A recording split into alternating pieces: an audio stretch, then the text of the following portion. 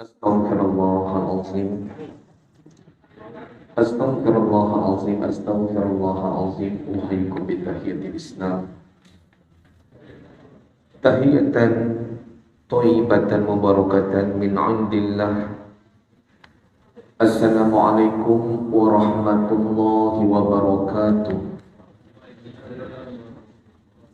Alhamdulillahil qail ba'da a'udzu billahi minasy syaithanir rajim. Wa dzakkir fa inna dzikra tanfa'ul mu'minin wa ma khalaqtul jinna wal insa illa liya'budun. Wa nusalli wa nusallim ala rasulil mustafa al-qail man yuridillahu bihi khairan yufaqihuhu fid din. Salat wa salam daimaini mutalazimaini ila yaumiddin. Subhanaka la ilma lana illa ma 'allamtana innaka antal alimul hakim. Qala rabbi shrah li sadri wa yassir li amri wahlul 'uqdatam min lisani yafqahu qawli. Rabbi yassir wa la tu'assir. Rabbi tamim bil khair wa la hawla wa la quwwata illa billahil aliyyil azim. Amma ba'd. Yang dihormati pengurusi Masjid Jami' Bukit Pasir Batu Pahat. Di kat Muar pun ada juga Bukit Pasir. Cuma kat sini memang di atas bukit, kat sana dia taklah atas bukit. Serta ahli jatan kuasa, Tuan Imam, Tuan Bilal, para pimpinan masyarakat, tuan-tuan haji, puan-puan hajah, hadirin hadirat, muslimin muslimat yang dirahmati Allah Subhanahu wa taala. Alhamdulillah. Alhamdulillah, kita panjatkan kesyukuran kehadrat Allah Subhanahu wa taala. Kini diam tak diam kita dah masuk ke tanggal 13 Ramadan. Alhamdulillah, kita telah pun menepasi fasa yang pertama yang Allah Ta'ala tawarkan kepada kita, yakni sebesar-besar rahmat. Kini kita sedang berada di fasa pertengahan, iaitu pengampunan. Sebagaimana yang disabdakan oleh baginda Rasulullah SAW, atakum Ramadan, dikurniakan untuk umat aku ini bulan Ramadan, awwalahu rahmah. Di permulaannya Allah Ta'ala tawarkan kepada kita rahmat. InsyaAllah 10 hari yang pertama yang telah kita melepas ini, mudah-mudahan kita meraih rahmat daripada Allah Ta'ala untuk merayakan kita mendapat title Al-Muttaqin di kalangan puasa-puasa hamba-hamba yang bertakwa. Dan kata Nabi lagi, wa awsatuhu maghfirah, dan di pertengahannya adalah pengampunan daripada Allah Subhanahu wa taala. Ini yang teramat-amat kita harapkan. Kerana andai kiranya kita tidak mendapat pengampunan daripada Allah Subhanahu wa taala, dia punya kesan teramat besar. Maknanya jauh kita daripada rahmat Allah Subhanahu wa taala. Itu sebab di kalangan salafus soleh dulu, mereka betapa bimbangnya mereka, takut-takut tidak mendapat pengampunan. Setelah mana mereka menepasi bulan Ramadan, masuk bulan Syawal, mereka akan peruntukkan setelah mana Syawal itu 6 bulan semata-mata untuk mereka berdoa kepada Allah Ta'ala agar Allah Ta'ala kurniakan sepanjang Ramadan yang lepas pengampunan. Sebab yang lepas kita ceritakan bagaimana risiko yang cukup besar seorang hamba yang Allah Ta'ala hadiahkan kepadanya Ramadan tetapi tidak mendapat pengampunan. Dan seterusnya kata Nabi, wa akhiruhu isqun minan nar, dan di penghujungnya di fasa yang ketiga Allah Ta'ala akan tawarkan kepada kita pembebasan daripada api neraka Allah Subhanahu wa taala. InsyaAllah pada petang yang berbahagia ini Saya taklah nak menceritakan tentang berkaitan Ramadan kerana saya yakin ramai di kalangan ustaz-ustaz menceritakan tentang Ramadan.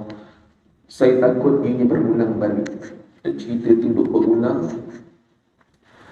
Cuma untuk petang ni saya akan membawa satu tajuk berkaitan sesuatu yang dekat dengan diri kita lah, iaitu persiapan kita, persediaan kita sebelum kita berada di ambang sakaratul maut. Sebelum kita berada di ambang sakaratul maut, apakah bentuk persiapan kita, amalan kita ataupun doa kita agar Allah Ta'ala mempermudahkan urusan ketika mana kita meninggal nanti, kita dijemput oleh Allah Subhanahu wa Ta'ala. Terutamanya sakaratul maut. Sakarat diambil daripada perkataan sakratun ni kemabukan. Kemabukan sebelum seseorang itu meninggal dunia. Itu sebab orang yang dekat-dekat nak meninggal dunia, arti kata lain sedang nazar, seolah-olah mereka ini sedang berada di satu lautan yang luas lagi dalam. Maknanya aku juga bantuan yang ada mereka akan capai. Itu sebab sebaik mungkin orang yang sedang nazar kita perlu dekati dan kita ajarkan untuknya kalimat la ilaha illallah. Jangan sampai kita biarkan takut-takut datang syaitan ataupun iblis yang mendekati si mati itu, dia akan menggoda. Na'udzubillahi min dzalik. Bila menceritakan tentang kematian, setentunya antara doa yang biasa kita lazimi, Allahumma hawil alaina bi sakaratil maut. Ya Allah, sesungguhnya engkau permudahkanlah diri aku ini dalam urusan sakaratul maut. Sakaratul maut itu dia berlaku ketika mana kita nazar. Sebab terkadang bila kita ada peluang melihat orang sedang nazar ni, kita ambil peluang. Sebab ia teramat-amat memberikan pengajaran kepada kita ketika mana orang sedang nazar, ketika mana rohnya sedang diangkat dan ada tanda-tanda. Sebab terkadang orang yang nak dekat meninggal dunia ni, dia ada tanda-tanda. Baru-baru ni saya ada ikuti mesyuarat agung koperasi perniagaan guru lah. Saya kan guru, jadi ramailah yang datang. Waktu itu ketika mana mesyuarat agung sedang berlangsung, tiba-tiba ada seorang pakcik, tiba-tiba kena tombak. Umurnya dalam 60 lebih, tiba-tiba tombak di tengah-tengah tempat itu halayak ramai. Maka diangkat, bawa keluar. Maka dipicit-picit sementara nak tunggu ambulans datang. Maka dipicit, dikipaskan, dibuka sikit butang badan supaya dapat udara. Saya pun mendekati pakcik itu. 3 perkara yang saya tengok. Yang pertama, saya tengok hidung dia. Nampak jelas hidung pakcik itu macam dah jantung sikit. Dah jantung sikit, dia macam kembang sikit. Tuan-tuan bagi dia dengan dia nak kena cek hidung masing-masing ni. Takut-takut ada yang dah kembang, dah kemik sikit. Itu antara salah satu tanda. Tengok hidung dia dah macam kembang. Yang keduanya, tengok telinga dia. Tengok telinga dia macam dah melewet. Telinga kita ni kan masih tegang lagi kan, walaupun tak ada tulang. Kalau tuan-tuan bawa motor laju macam mana sekalipun, telinga kita ni tak pernah terkepak-kepak kan, sebab dia maintain ni. Walaupun telinga besar sekalipun, dia maintain. Tapi tanda orang nak meninggal dunia, telinganya dia macam dah melewet gitu dalam bilik dia. Saya tengok alamak, pakciknya telinganya dah macam dah melewet gitu. Seterusnya, kita rasa kat kaki dia. Tengok kalau tapak kaki ni dengan atas tapak warnanya macam lebih kurang je, itu tanda. Ya betul. Tak lama kemudian, mungkin sejam ataupun 2 jam berikutnya, meninggal pakcik sebab tanda tadi. InsyaAllah kita nak menceritakan tentang sebelum ianya berlaku kepada kita apakah bentuk persiapan. Itu sebab Nabi sebutkan dalam sabdaan baginda, Al-Kaisu man dana nafsah wa amila lima ba'dal maut.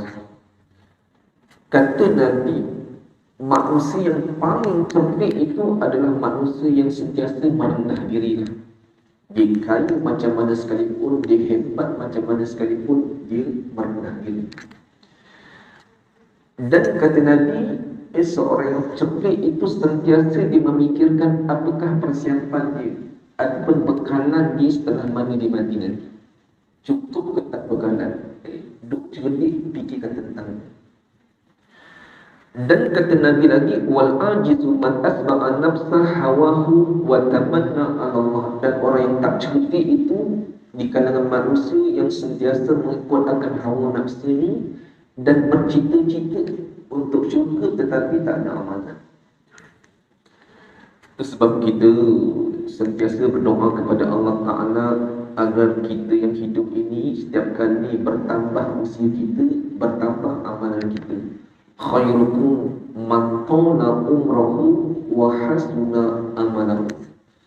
Sebaik-baik umat aku ini, kata Nabi, setiap kali bertambah usianya, makin lanjut usianya, makin bertambah amalannya, bekalannya.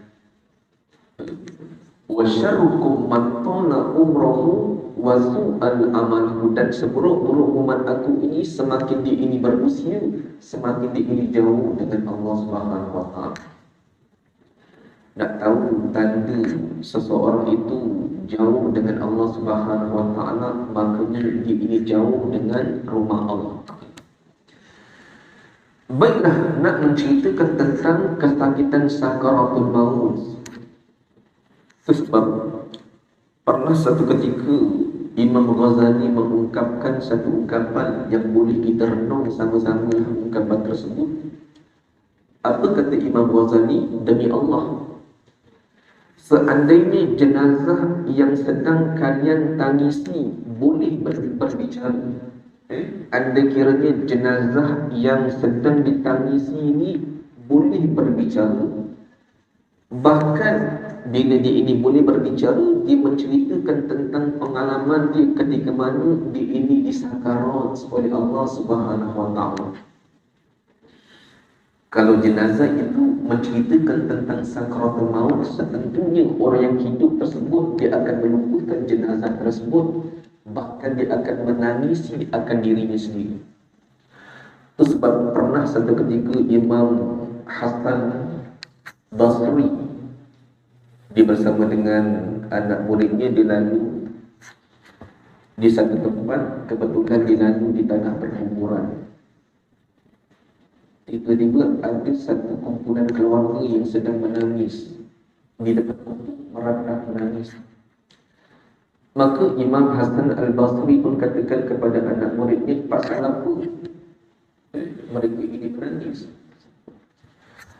Maka kata anak muridnya, mereka menangis pasal kematian salah seorang di kalangan kaum kerabat. Maka apa kata Imam Hasan Al-Basri? Tak sepatutnya mereka ini menangis, tidak sepatutnya. Sepatutnya mereka perlu menangis akan diri mereka sendiri. Kerana orang yang telah mati ini, mereka telah melalui 3 perkara.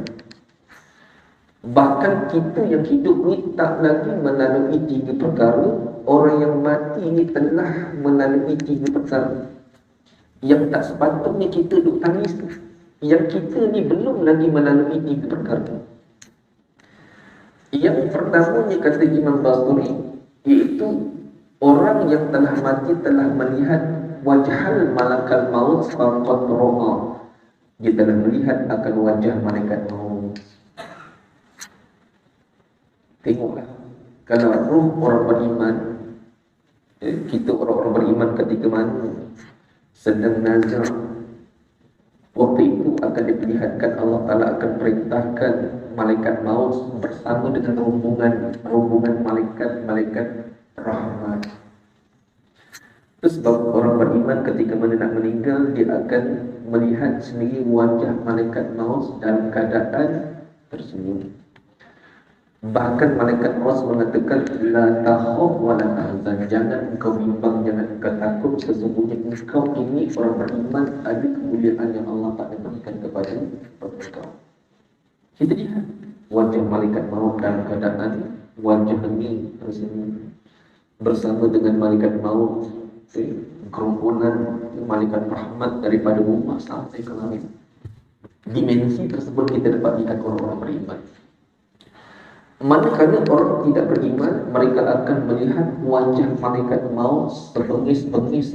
Masya Allah, sebengis-bengis. Dan bersama dengan malaikat maut, satu rombongan malaikat azab yang bersusun sampai ke langit. Ini suasana orang yang telah meninggal dunia telah melihat wajah malaikat maut, sama ada malaikat maut ini senyum ataupun bengis. Kita tengok kita ini macam mana. Mudah-mudahan ketika mana kita melihat wajah malaikat maut dalam keadaan malaikat maut ini senyum dan mengatakan kepada kita, la takhaf wa la tahzan. Itu yang pertama. Dan yang kedua, kata Imam Basri, orang yang telah mati ini dia telah marra sakaratul maut, telah melalui, telah merasai kesakitan sakaratul maut. Kita yang hidup ni belum lagi. Sebab sepatutnya kita perlu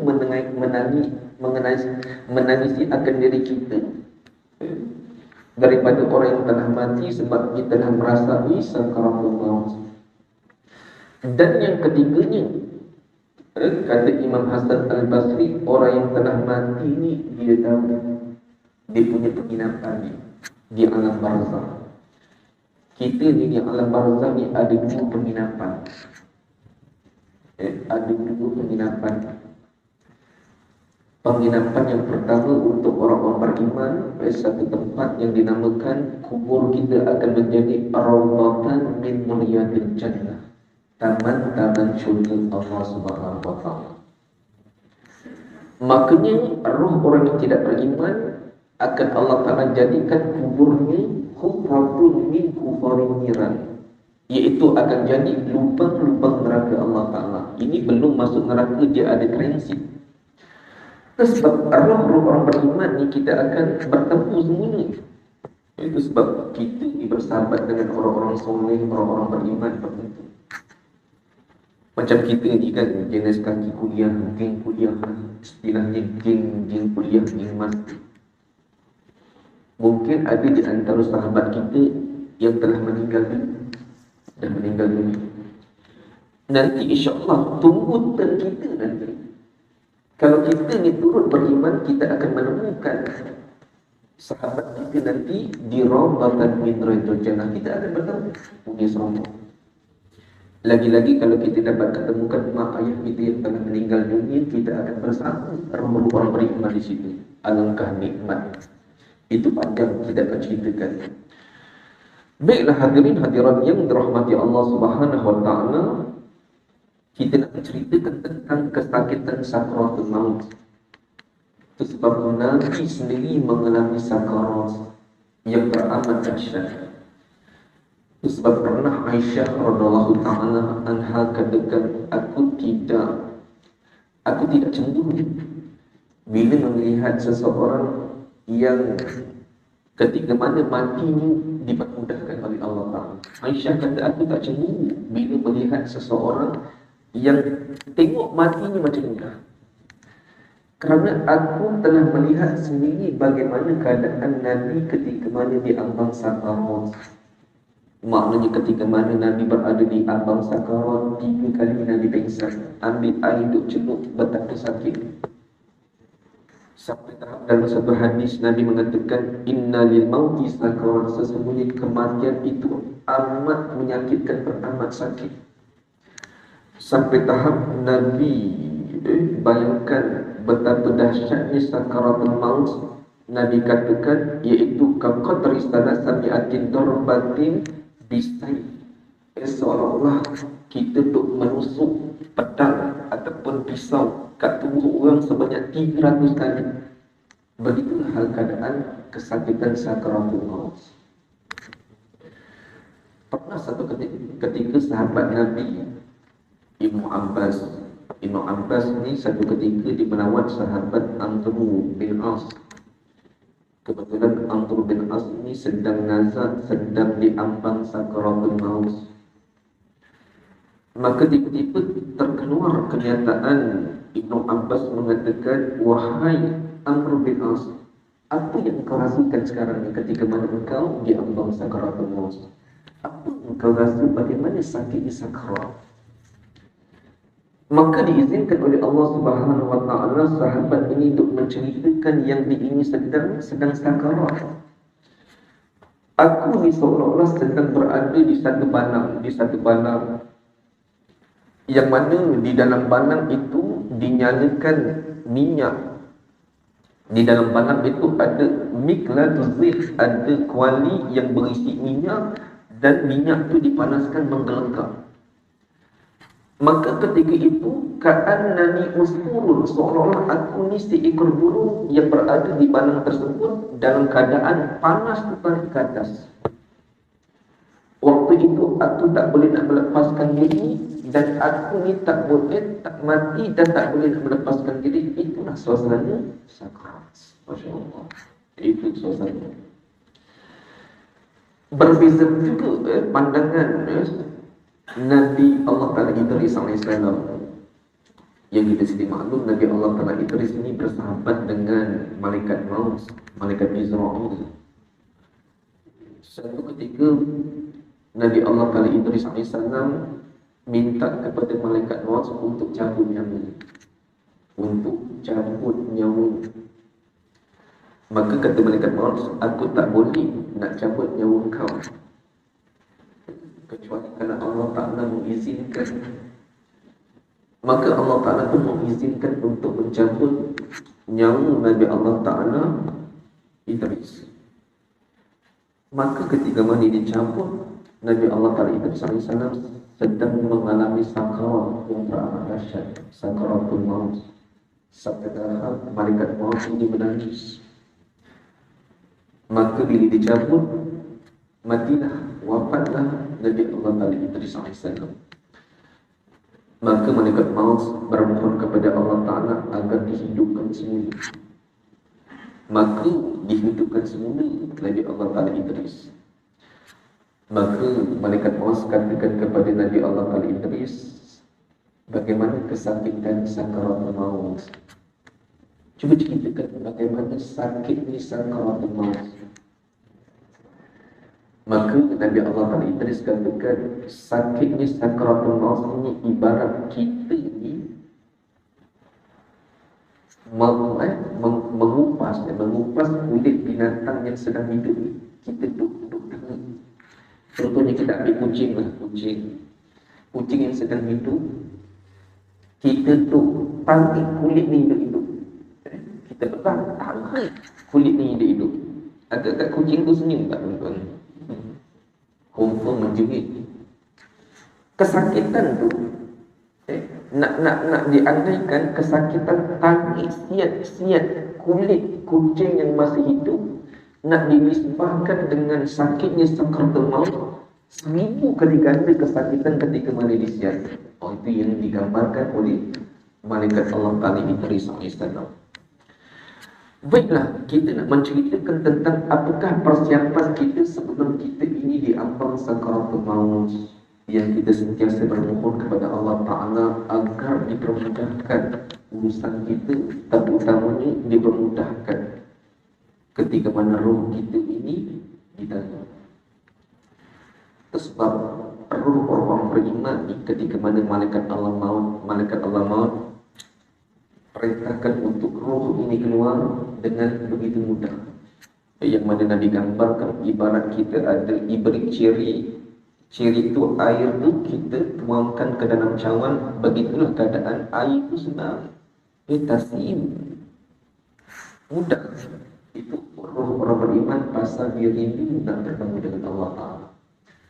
Tetapi roh orang yang tidak beriman, dia enggan keluar.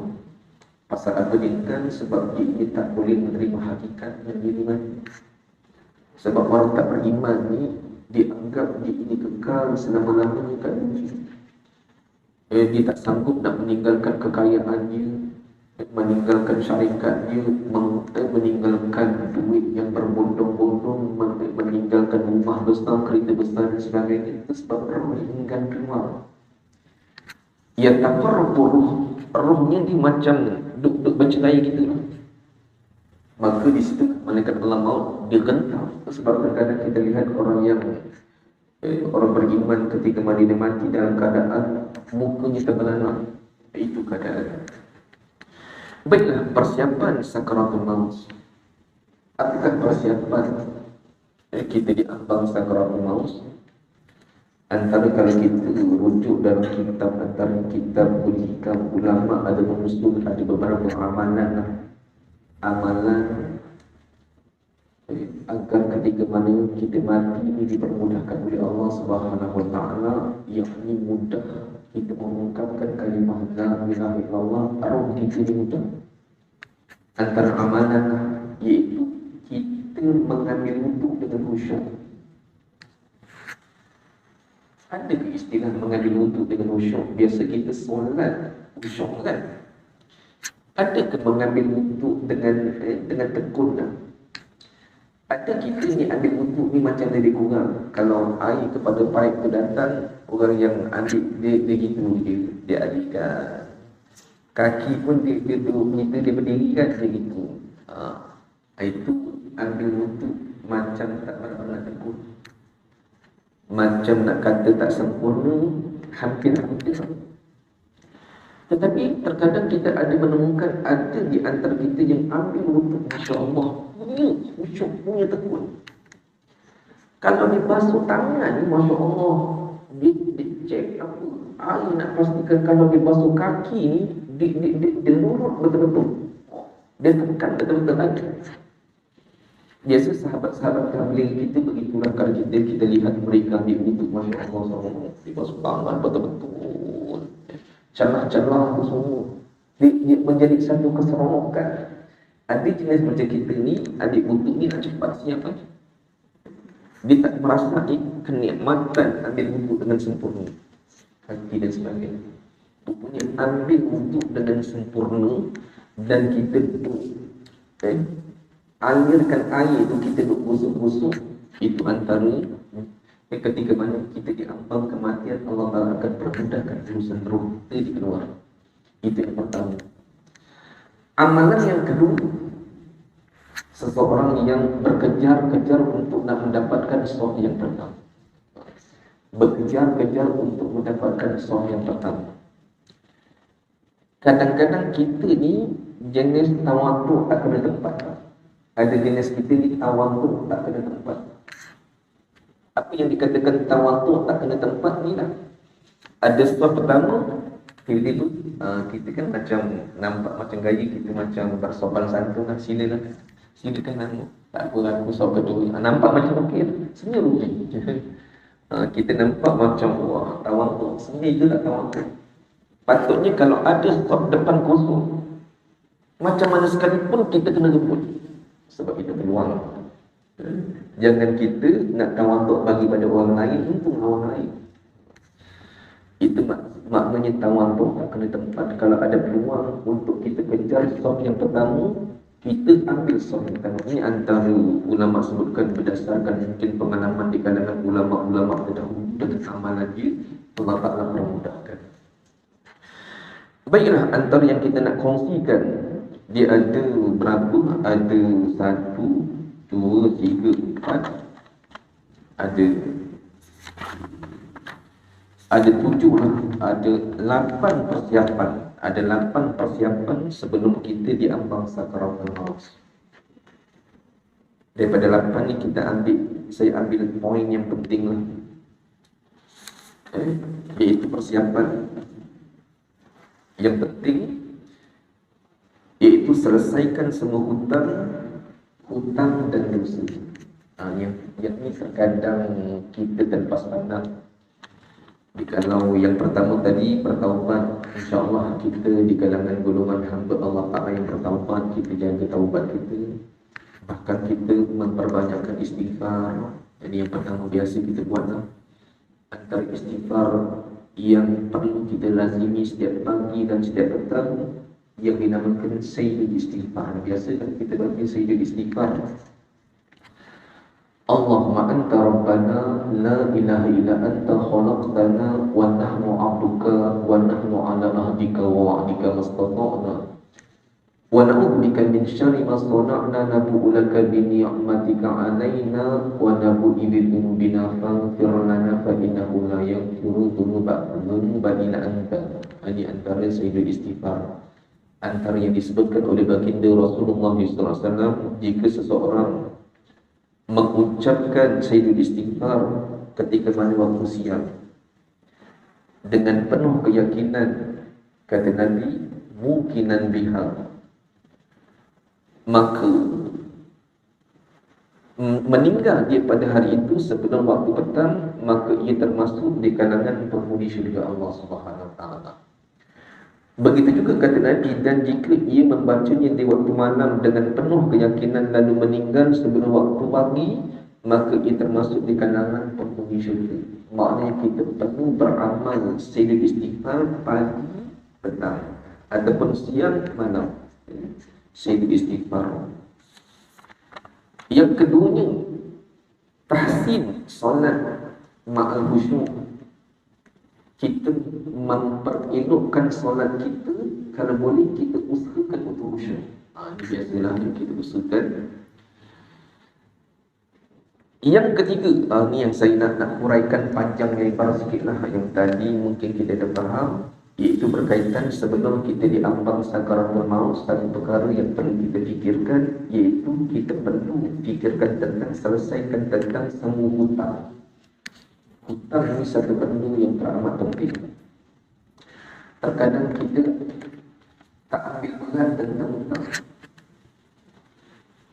Sebab pernah satu ketika seorang sahabat yang susah, dia dalam keadaan diberikan peluang untuk peluang untuk meminjam duit daripada Baitul Mal. Meminjam duit daripada Baitul Mal. Ada surah mengatakan perkisahan Nabi Sayyidina Umar Al-Khattab. Maka ada di antara sahabat minta Sayyidina Umar ambil khazanah daripada khazanah untuk pinjam. Nanti maknanya ujung tahun nanti Sayyidina Umar akan bayar.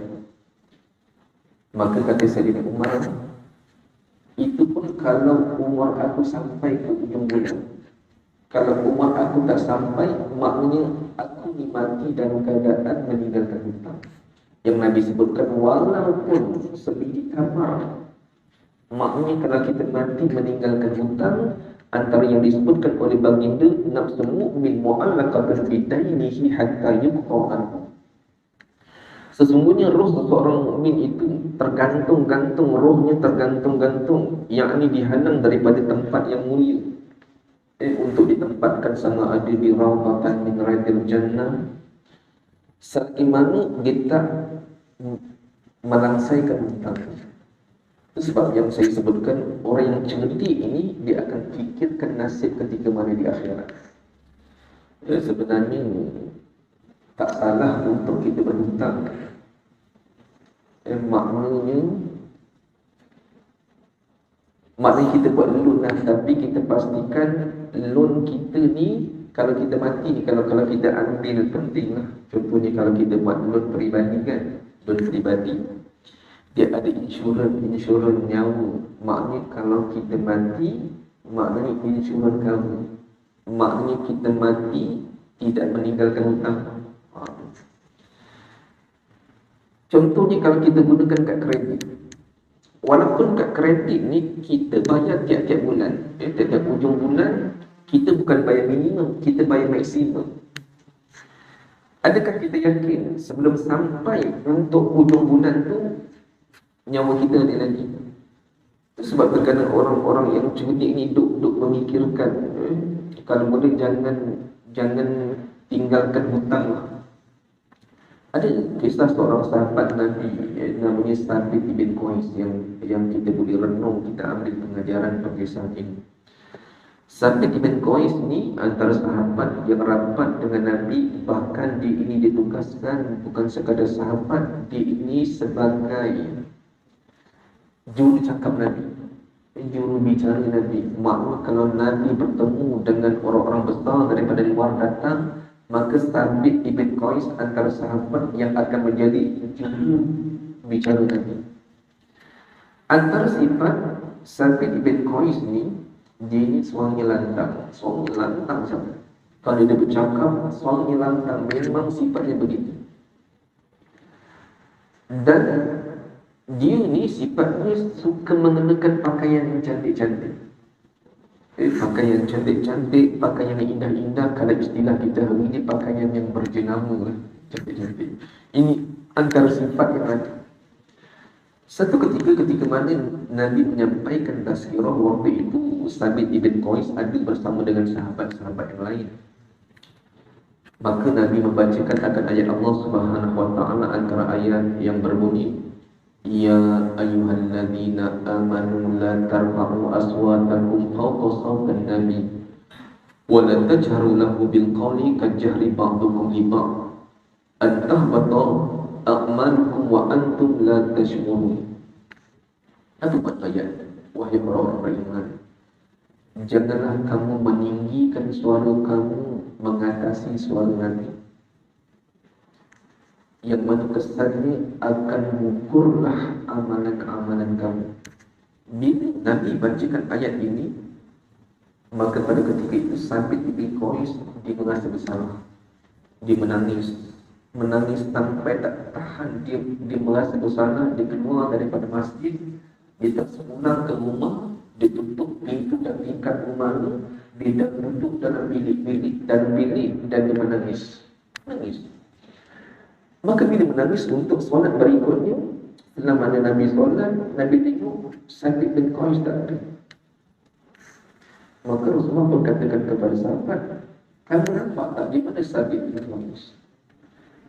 Maka sahabat bertanya kepada Nabi, ya Rasulullah, ketika mana kami nak datang ke masjid, kami lari bukan rumah Sabit. Kami mendengar suara dia menangis dengan tangisan yang betul-betul. Kami tengok pintu rumah dia tutup, tingkap pun tutup, tapi yang kami dengar tangisan dia menangis.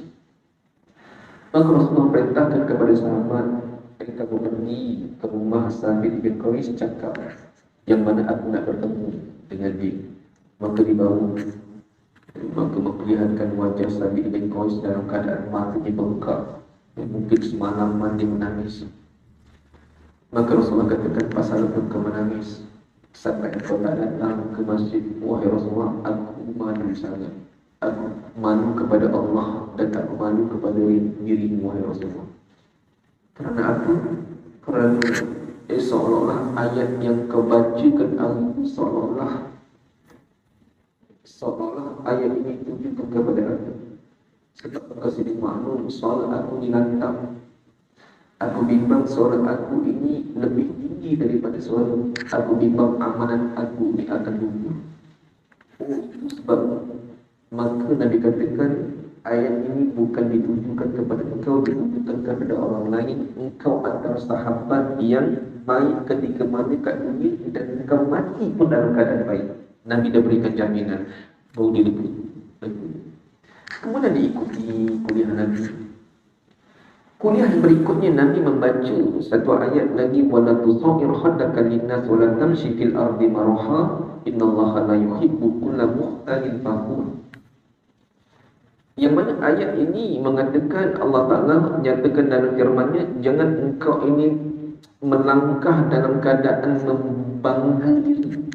Sesungguhnya Allah Ta'ala ini tidak suka seseorang hamba-Nya dalam keadaan berjalan seolah nampak kesombongan, nampak membangga diri.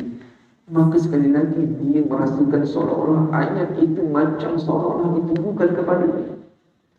Pasal dia ni suka pakaian-pakaian yang berjenama, pakaian cantik-cantik, yang indah-indah begitu. Jadi sekali lagi dia menangis dan dia pulang ke rumah dia, dia tutup pintu dan tingkap dan dia menangis. Sekali lagi dia tak datang ke masjid. Bila Nabi kata di mana Sabit, sahabat mengatakan ketika mana kami lalu di rumahnya dan kami mendengar tangisan dia. Panggil sekali lagi. Maka dikatakan, kenapa kamu tak datang ke masjid? Wahai Rasulullah, sekali lagi aku malu kepada Allah dan kepadamu. Dengan apa sifat aku yang engkau sendiri maklum bagaimana pakaian aku ni. Aku suka pakai yang indah-indah, pakai yang cantik-cantik. Aku bimbang takut-takut ayat ini ditujukan kepada aku. Takut bimbang aku ini tergolong di kalangan orang-orang yang sombong, orang yang tak betul, orang yang berjalan dalam keadaan membanggakan. Maka Nabi berkatakan, iaitu ayat ini bukan ditujukan kepada engkau di kalangan orang beriman, hidup kat dunia pun dalam keadaan beriman, mati pun dalam keadaan orang beriman. Nabi memberikan penegasan. Baiklah, yang cerita tadi itu bukan poin yang saya nak kaitkan dengan hutang. Yang ni saya nak kaitkan dengan Sabit bin Qais.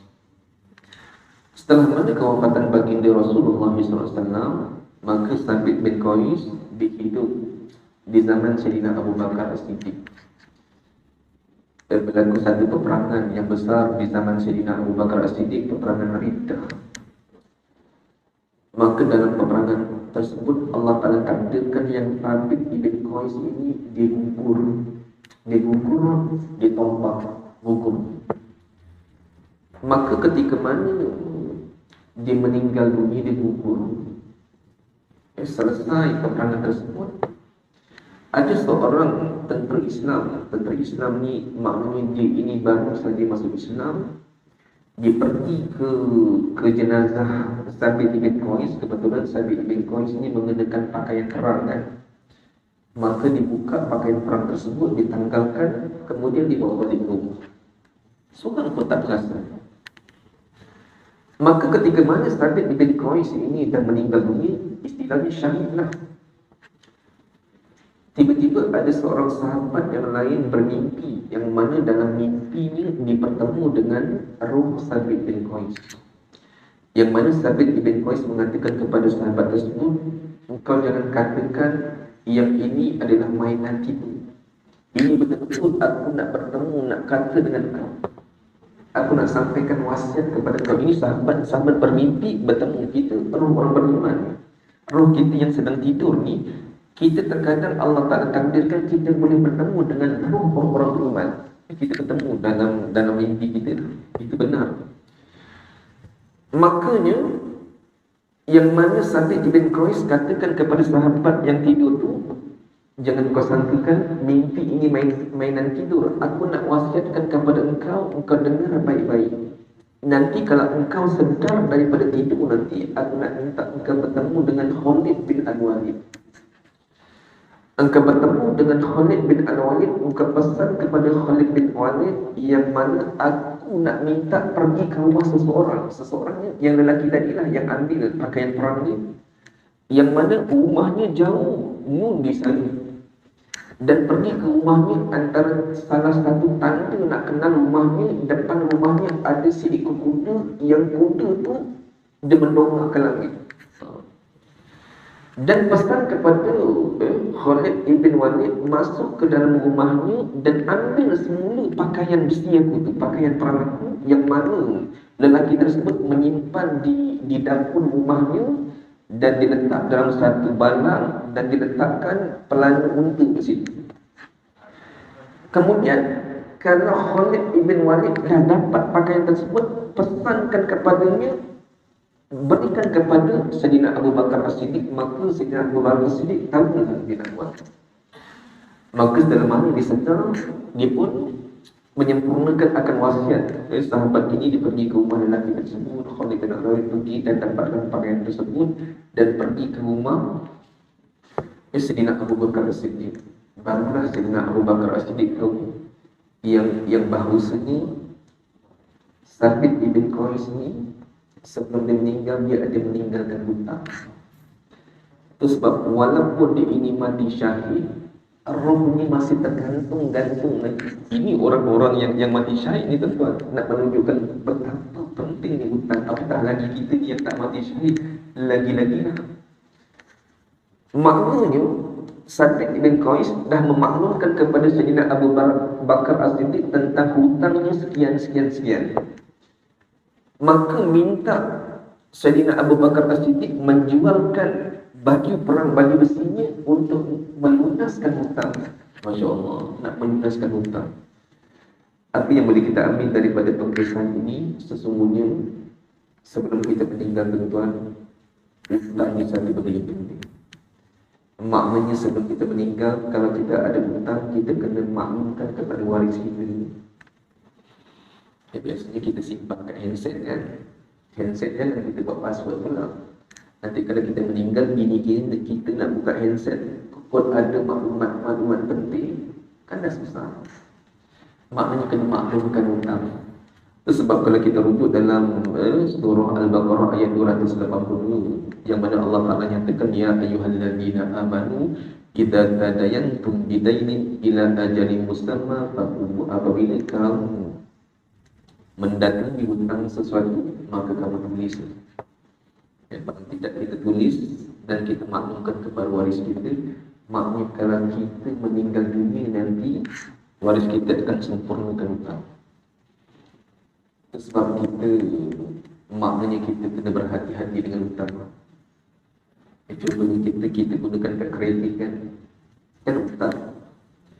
Kalau kita tahu nyawa kita bila waktu kita mati nanti tak takut sebelum sampai ke ujung bulan kita mati. Maknanya kita meninggalkan hutang. Pandai-pandailah. Sebab terkadang saya kalau nak beli kenderaan, biasa beli kenderaan ni kalau kita mati, hutang kita masih ada lagi. Sebab kalau kita nak beli kenderaan, kita siap-siap dengan insurans yang tapi yang Islami lah. Agar kalau kita mati nanti, insya-Allah insurans yang akan selesaikan hutang kita. Maknanya kita mati tidak meninggalkan hutang. Walaupun benda ni nampak macam biasa-biasa, tetapi itulah antara persiapan kita ni daripada sudut selesaikan hutang. Hadirin hadirat yang dirahmati Allah Ta'ala, itu antara beberapa perkara lah. InsyaAllah pertemuan akan datang, kita akan sambung lagi apakah persiapan. Dan untuk pertemuan akan datang, saya nak bawa satu tajuk berkaitan tentang malam pertama. Jangan fikir malam pertama kahwin, pengantin. Malam pertama di alam barzakh. InsyaAllah. Tuan-tuan sebut malam pertama ni, ustaz ni apa cerita malam pertama ni? Malam pertama di alam barzakh. Macam mana keadaan kita? InsyaAllah kita akan sambung tajuk kita dan kita akan masuk tajuk yang berikut, insyaAllah. Mudah-mudahan. Sebab saya suka bawa tajuk-tajuk ni, sebab iman kita ni sedang meningkat. Dalam bulan Ramadan ni iman kita sedang naik ya. Dia tak turun. Waktu itulah kita nak menceritakan perkara-perkara sebelum kita nak meninggal dunia, alam barzakh, supaya kita sentiasa iman kita naik lagi, insyaAllah, dan akan membekalkan ketakwaan, insyaAllah. Dan rasanya sekadar itu sahaja. Wabillahi taufiq wal hidayah. Wassalamualaikum warahmatullahi wabarakatuh. Al-Fatihah. A'udzubillahi minasyaitonir rajim. Bismillahirrahmanirrahim. Alhamdulillahirabbil alamin. Arrahmanir rahim. Maliki yaumiddin. Iyyaka na'budu wa iyyaka nasta'in. Ihdinas siratal mustaqim. Siratal ladzina an'amta 'alaihim ghairil maghdubi 'alaihim waladdallin. Amin. Bismillahirrahmanirrahim. Alhamdulillahirabbil alamin. Wassalatu wassalamu ala asyrafil anbiya'i wal mursalin Sayyidina Muhammadin wa ala alihi wa sahbihi ajma'in. Allahumma nawwir bi kitabika basarina wa ashrah bihi sadrina wasta'mil bihi badanina wa adlik bihi lisanina wa qawwi bihi jananina wa asra' bihi fahmina wa qawwi bihi azmina bihawlika wa quwwatika fa innahu la hawla wa la quwwata illa billah. Wa sallallahu ala sayyidina Muhammad wa ala alihi wa sahbihi wa sallam walhamdulillahi rabbil alamin. Taqabbalallahu minkum.